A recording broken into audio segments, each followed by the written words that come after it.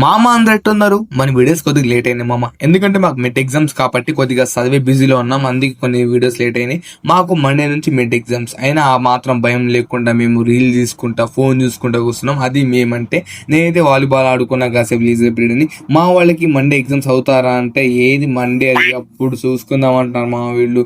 వీడు మా గ్యాంగ్ లో బాగా రిచ్ పర్సన్, ఎందుకంటే వీడికి ఐఫోన్ ఉంది, బాగా వేషాలు వేస్తాడు. సర్లే గేమ్స్ పీరియడ్ అయిపోయిందని రూమ్కి వచ్చి చదువుదామని బుక్ తీసినాం మామ అందరం. ఏం అర్థం కావట్లేదు, డెఫినేషన్లు కొత్త కొత్తగా ఉన్నాయి. సర్లే ఏదో చదువుదామని ఒక కాసేపు చదివినాం.